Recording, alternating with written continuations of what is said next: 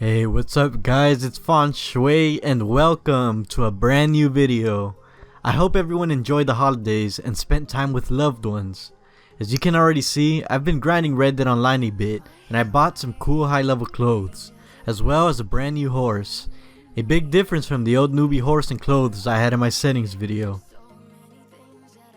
This video is intended for new players who may have just recently bought Red Dead Redemption 2 during the holidays. If you've been playing already, there still might be some information that you may have not known about yet. I actually didn't know about some of these things until I reached a high level myself. So today, I bring you guys 7 things I wish I knew when I just started playing Red Dead Online. Here is an outline of what exactly we'll be talking about throughout the vid. And at the end of the video, we will do a summary of what we've learned. Anyway, let's get straight into the video. So starting with the first tip, and this one mainly goes for the PS4 users as they get things a month earlier than Xbox. You can get a pretty good free Arabian horse straight off the bat. What you want to do is once you're online, head straight to a stable. In here, you want to get rid of that scrawny nag you started off with. Once you do that, go to an empty stall, go to Superior, then select the Arabian Chestnut horse. The gender doesn't matter, name your horse. Then what you want to do is go to Tech and Services and select the alligator horse saddle. I already own the saddle, so to find it, you have to go to Special Saddles. This saddle gives your horse extra bonuses like slower stamina drain. The next thing you'll want to do is once you reach rank 8, go straight to a gun store and buy the Varmint rifle. Currently at the moment, the Varmint rifle is one of the best weapons in the game. This weapon has extremely good accuracy and almost non-existent bloom. Although this gun is very weak to the body, that doesn't matter as every gun is a one shot to the head anyway. Combined with the little bloom the Varmint has, this makes for very easy headshots. I'm level 65 now and the Varmint is still my go-to weapon. These are the upgrades I have on my Varmint.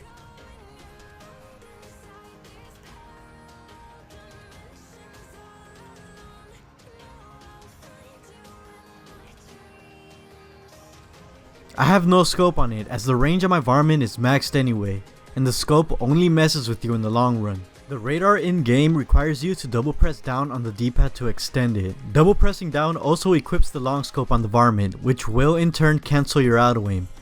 This can get you killed in tight situations.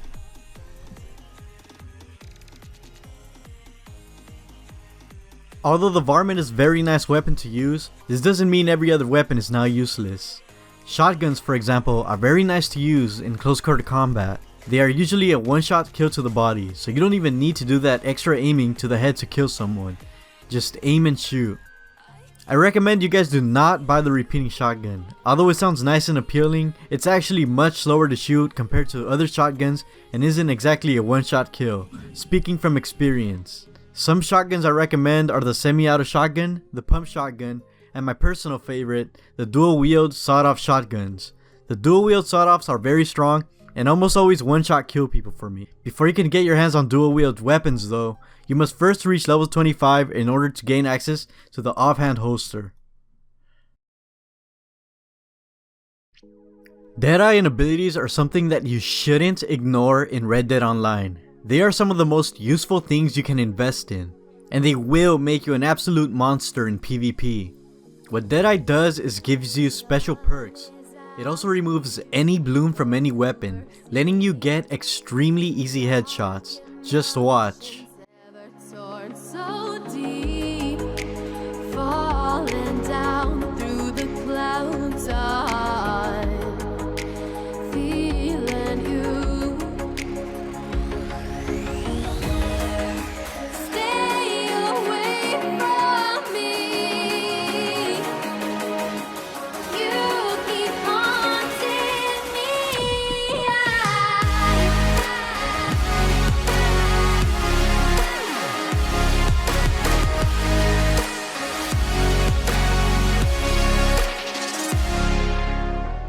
When you begin, you have access to one free Deadeye ability.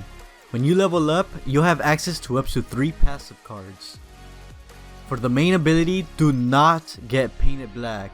Even though it's awesome in single player, in online it's almost useless. It does not slow motion the game like in single player. The first one I recommend for new players is to get the Focus Fire ability. This ability lets you deal a little more damage to enemies. To show you the power of Deadeye ability cards, here are some of my results from playing death matches.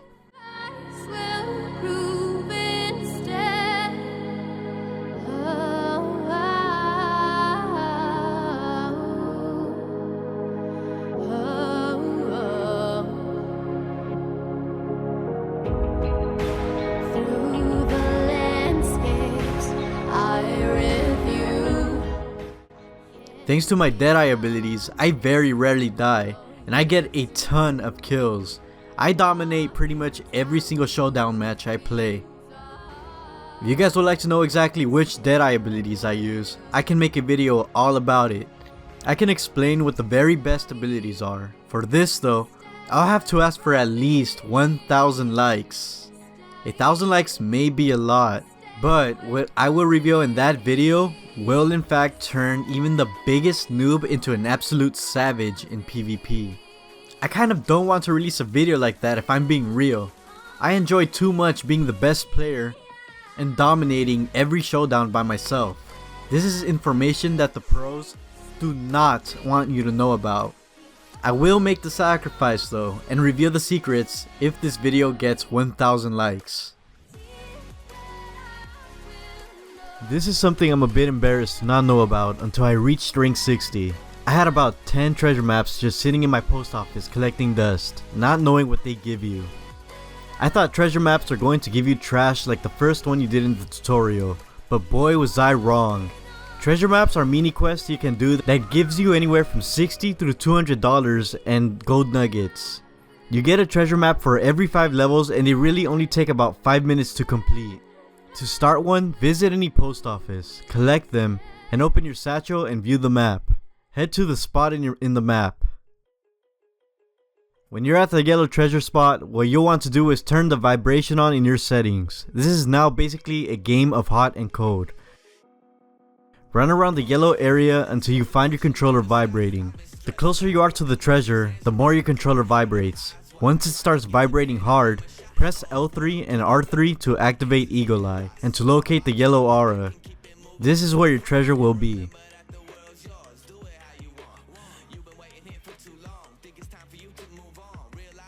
This is probably the worst one I've done. I usually get about $120 and more, but $60 in 5 minutes is still not bad at all.